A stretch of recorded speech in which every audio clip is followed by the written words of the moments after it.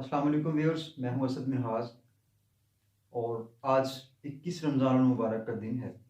رمضان المبارک کا مقدس مہینہ اپنے اختتام کی جانب رواں دواں ہے۔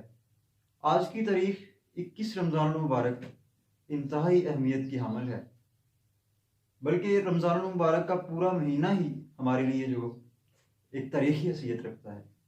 اس میں 17 رمضان المبارک جب واقع بدر ہوا، جنگ بدر ہوئی، اس کے علاوہ اسی مہینے میں سیدہ عائشہ صدیقہ رضی اللہ تعالیٰ عنہ کا انتقال بھی ہوا، اور اس کے علاوہ آج کے دن یعنی 21 رمضان المبارک کو سیدنا علی رضی اللہ تعالیٰ عنہ کا یوم شہادت بھی ہے۔ اسی دن حضرت علی رضی اللہ تعالیٰ عنہ کو شہید کیا گیا۔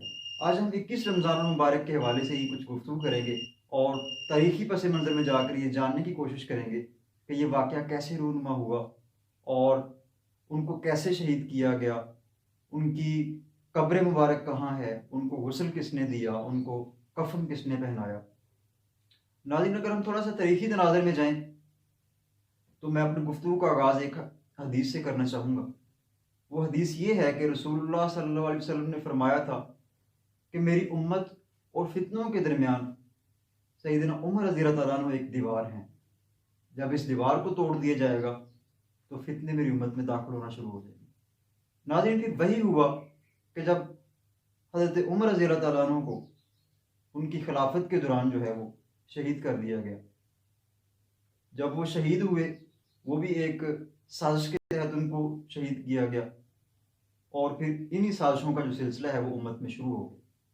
جب ان کو شہید کر دیا گیا، فتنے داخل ہو گئے، پھر انہی فتنوں کی وجہ سے، انہی سازشوں کی وجہ سے سیدنا عثمان رضی اللہ تعالیٰ عنہ کو جو ہے وہ شہید کیا گیا۔ بعد میں جب حضرت علی رضی اللہ تعالیٰ عنہ کو جو ہے وہ خلافت کے منصب پہ جب فائز ہوئے، تب بھی مسلمانوں کے جو ہے وہ دو دڑے بن گئے اور امت دو حصوں میں تقسیم ہو گئی۔ ایک گروہ سیدنا امیر معاویہ ابن سفیان رضی اللہ تعالیٰ عنہ کا تھا، اور ایک حضرت علی رضی اللہ تعالیٰ عنہ کا تھا۔ بس یہی جو دو گروہ ہیں، انہوں نے امت کو اتنا نقصان پہنچایا کہ آج تک ہم اس کا جو ہے وہ خمیازہ بھگت رہے ہیں۔ مسلمانوں کے درمیان جنگیں ہوئیں، جنگ صفین، جنگ نہروان اور جنگ جمل۔ ان میں مختلف اصحاب جو ہے وہ ایک دوسرے کے آمنے سامنے آئے۔ ایک لمبی تاریخ ہے، تاریخی کتب میں یہ سارے واقعات موجود ہیں کہ یہ جنگیں کیسے ہوئیں، کہاں ہوئیں، کون کون سے لوگ ان میں شامل تھے۔ لیکن ہمارا مقصد آج صرف شہادت علی پہ گفتگو کرنا ہے۔ اگر ہم حضرت علی کرم اللہ وجہہ کی شان کو بیان کریں تو حضرت علی رضی اللہ تعالیٰ عنہ وہ شخصیت ہیں جن کے بارے میں رسول اللہ صلی اللہ علیہ وسلم نے فرمایا کہ علی میرے لیے اسی طرح ہے جس طرح موسیٰ علیہ السلام کے لیے ہارون علیہ السلام تھے، لیکن میرے بعد کوئی نبی نہیں۔ اس کے علاوہ سیدنا علی رضی اللہ تعالیٰ عنہ کے بارے میں رسول اللہ صلی اللہ علیہ وسلم نے فرمایا من کنتم مولاہ فہذا علی مولا، کہ جس کا دوست میں ہوں اس کے دوست علی رضی اللہ تعالیٰ عنہ ہیں۔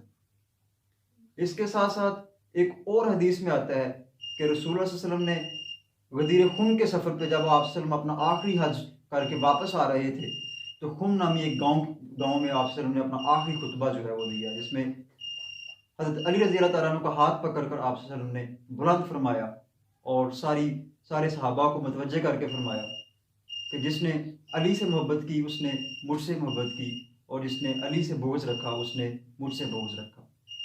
اتنی شان کے حامل حضرت علی رضی اللہ تعالیٰ عنہ شیر خدا، جنہوں نے اسلام میں جو ہے وہ جہاد کی ایک تاریخ بھی رقم کی، اور وہ صاحب ذوالفقار ٹھہرے، اور تاریخ گواہ ہے کہ جس طرح ان کی جو شجاعت اور ان کی بہادری کے حوالے سے جب انہوں نے مرہب پہ حملہ کیا تو انہوں نے تاریخی کلمات ان کے موجود ہیں کہ میری ماں نے میرا نام حیدر رکھا ہے، اور حیدر جو ہے وہ اس شیر کو کہتے ہیں جو انتہائی غصے میں ہو، اور اس کے علاوہ آپ مرہب کو کہتے ہیں کہ میں وہ شخصیت ہوں کہ جب میں غصے میں آتا ہوں تو میں اگلے کا کام جو ہے وہ تمام کر دیتا ہوں۔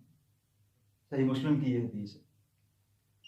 تو انہی سازشوں کے نتیجے میں اتنی بڑی شخصیت کو جو ہے وہ شہید کر دیا گیا کوفہ کی جامع مسجد میں، جب ابن ملجم نامی ایک ملعون شخص نے آپ رضی اللہ تعالیٰ عنہ پر جو ہے وہ زہر آلود تلوار سے حملہ کیا، اور آپ رضی اللہ عنہ شدید زخمی ہو گئے۔ آپ رضی اللہ عنہ مسلسل 2 دن جو ہے وہ زخمی رہے، لیکن زخموں کی تاب نہ لاتے ہوئے 21 رمضان المبارک کو اپنے خالق حقیقی سے جا ملے اور مرتبہ شہادت پا لیا۔ آپ رضی اللہ عنہ کو 19 رمضان المبارک کو جو ہے وہ زخمی کیا گیا زہر آلود تلوار کے ذریعے، اور 21 رمضان المبارک کو آپ رضی اللہ عنہ شہادت کے مرتبہ پر جو ہے وہ فائز ہو گئے۔ جب آپ رضی اللہ عنہ شہید ہوئے تو حضرت حسن، حضرت حسین اور محمد بن حنفیہ رضی اللہ تعالیٰ عنہ، ان لوگوں نے آپ رضی اللہ عنہ کو جو ہے وہ غسل دیا، اور پھر انہی حضرات نے مل کر آپ رضی اللہ عنہ کو جو ہے وہ کفن دے کر خفیہ طور پر ان کو دفن کیا گیا۔ خفیہ طور پر دفن کرنے کی وجہ یہ تھی کہ اس وقت یہ خدشہ تھا کہ آپ رضی اللہ عنہ کے جسد خاکی کو جو ہے وہ نکال کر بے حرمتی اسی کی جائے گی، لہٰذا ایک رازداری کے تحت ان کو دفن کر دیا گیا۔ اہل تشیع حضرات کے ہاں آپ رضی اللہ عنہ کی جو قبر مبارک ہے یا مزار مبارک ہے وہ نجف میں ہے، جبکہ اہل سنت کے مطابق آپ رضی اللہ عنہ کو کوفہ میں دفن کیا گیا۔ حضرت یہ تھی مختصر سی تاریخ امت مسلمہ کی کہ کیسے امت مسلمہ جو ہے وہ 2 حصوں میں تقسیم ہو گئی، پھر اس کے نقصانات کیا ہوئے۔ آپ رضی اللہ تعالیٰ عنہ تیسرے خلیفہ تھے جن کو خلافت کے دوران جو ہے وہ شہید کیا گیا۔ حضرت عمر رضی اللہ تعالیٰ عنہ کو بھی جو ہے وہ دوران خلافت شہید کیا گیا۔ حضرت عثمان رضی اللہ تعالیٰ عنہ کو بھی اسی سازش کے تحت شہید کیا گیا، اور بعد میں حضرت علی رضی اللہ تعالیٰ عنہ کو بھی شہید کر دیا گیا۔ لیکن اس سازشوں کا یہ سلسلہ بھی ختم نہیں ہوا، پھر ایک بڑا واقعہ جو ہے وہ پیش آیا۔ آپ رضی اللہ عنہ کے بعد حضرت حسن کو بھی شہید کر دیا گیا، حضرت حسین کو بھی شہید کر دیا گیا۔ واقعہ کربلا کا ایک بہت بڑا سانحہ جو ہے وہ پیش آیا، جس کو یہاں مختصر سے وقت میں بیان کرنا ممکن نہیں ہے۔ ہم انشاءاللہ اس طرح کے نئے موضوعات کے ساتھ آپ کی خدمت میں حاضر ہوتے رہیں گے۔ تب تک کے لیے اجازت دیجیے، اللہ حافظ۔